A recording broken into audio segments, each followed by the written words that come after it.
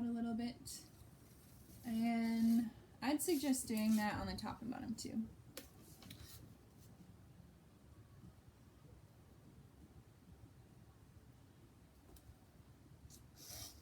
Oops. If it slips, it's okay. Just that's why you want to be a little bit more secure. And here.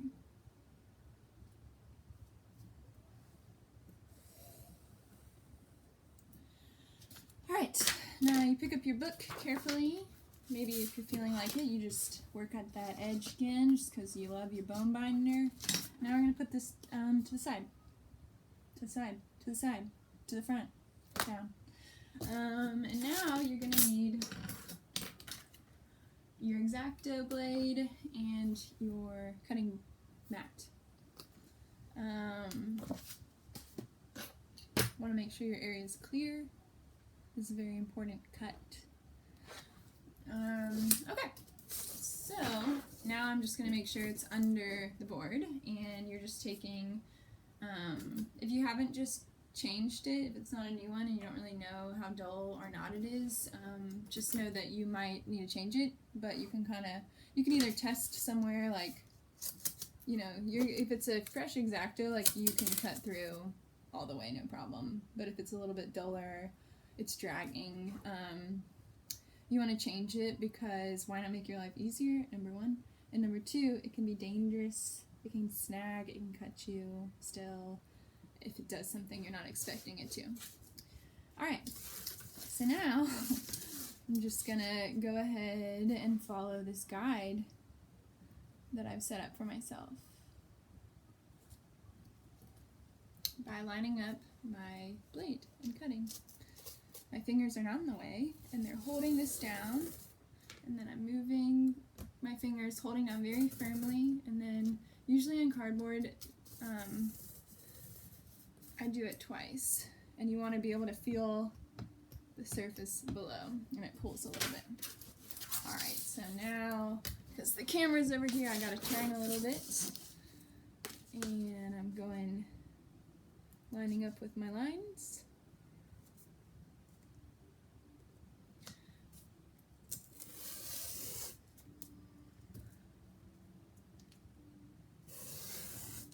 And you can go, it's okay to go past your line too, if that helps you get some crisper edges. Alright, almost there. Remember to breathe. I usually forget to breathe for this part.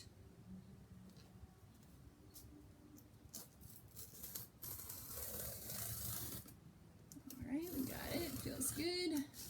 One more side.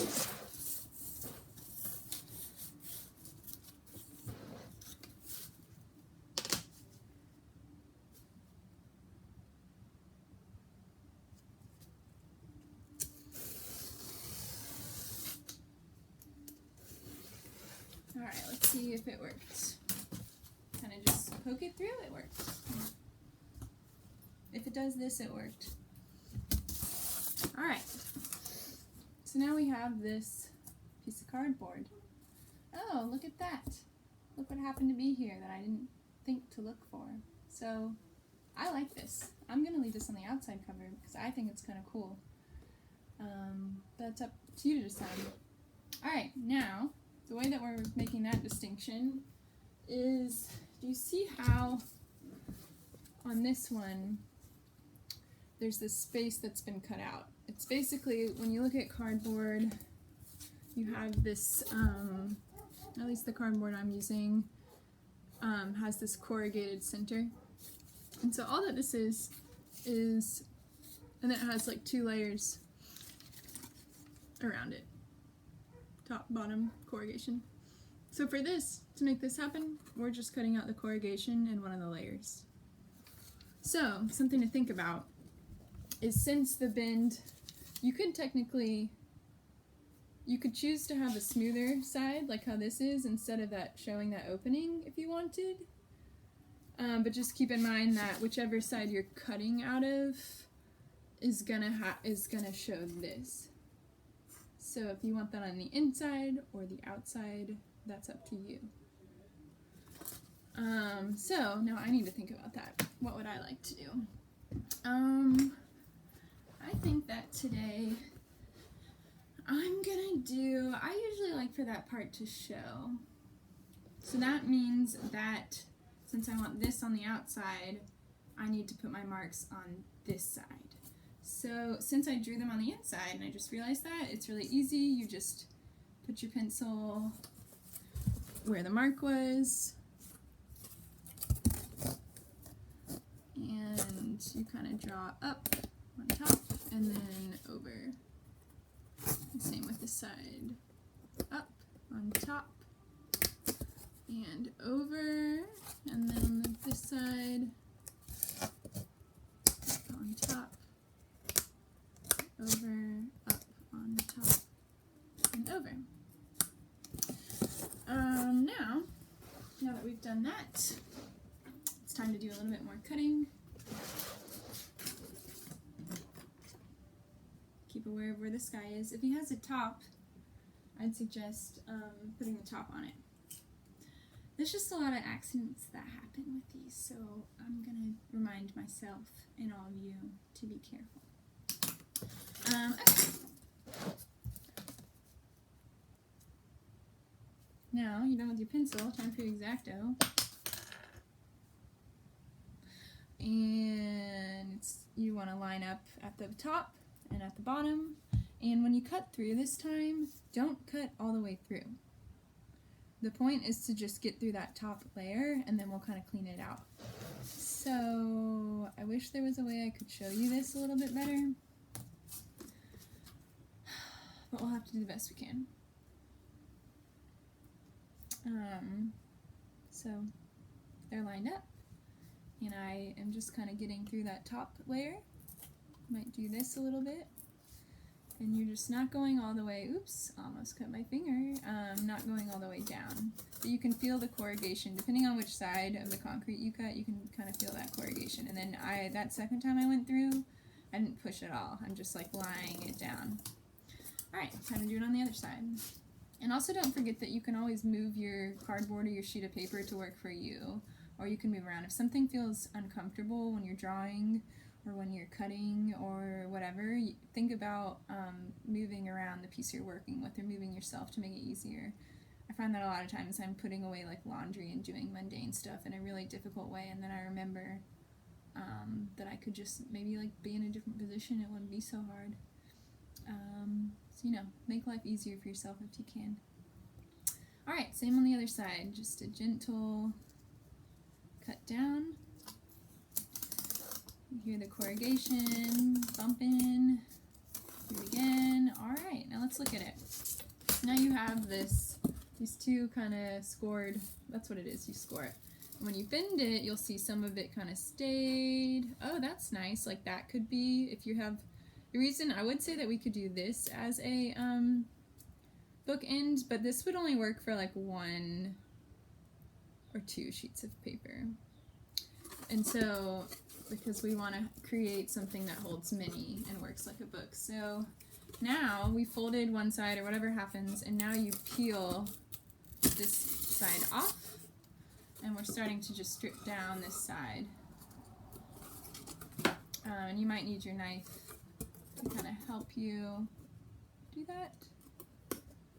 Be careful, Carly. And a lot of times I usually, and if you need to go over it again, you can. I usually take the corrugation out because usually it gets kind of snagged, or it's just, I can't get it to look, like you could leave that corrugation in, but it usually doesn't quite work.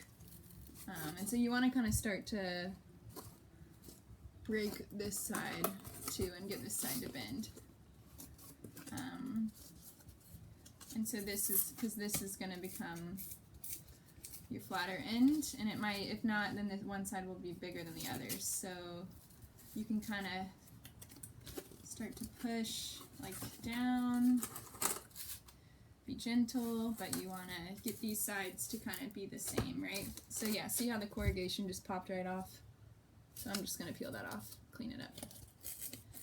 And it should come right off. Sometimes you have to finick with it more, but pretty simple. And then you get this really nice clean edge, and you get to look into that corrugation, and you've just created something pretty beautiful out of trash. Oh, didn't even have the thing on. Okay, and it's being a little tough, so I'm just going to run over it a little bit with my X-Acto, pull it out. Alright, so now we have our shell. Oh, it looks a little uneven. I'm not all that surprised, but it's not really, it's great. You can make it more perfect, you can be more perfect. That wasn't what I was going for today, so that's okay. Now you have to decide which side you want to be the cover. I think I want this one to be the front cover. So now I'm going to take my book, my paper, and it's going to go inside here, right? So you can kind of get a feel for how this is going to look. It fits in nicely. It sits really well. And so here's the problem we're dealing with today is that usually I would staple it, but since I was trying to challenge myself to think of a different way to make the book, for those of you who don't have long arm staplers. So we're going to be using tape. And my idea, usually if I'm using tape to bind something, like sometimes I'll staple the sheets of paper and then I'll just tape them in with like the last sheet. That's what I did here. It was a stapled, I think it was stapled. I stapled the sheets of paper and then I put another tape binder on the edge. I think I stapled these. Yeah, so this is technically stapled. And then I taped it in to the cover right here. But for this one, we're going to be taping the whole thing. And so the challenge with that is that you don't want it to affect the way that your pages turn. Like you want to be able to use as much of them as possible. And so what I'm going to try today, which I'll admit is not a way that I've really made books before, is I'm going to try to use a really thin piece of tape. I'm just going to cut a piece of tape and then you wrap it around the book like a lot. I would use this little guy, but it's like a very special item that I don't really know where to rebuy because I bought it out of the state. So I'm going to use this less expensive sturdy tape to accomplish the same thing.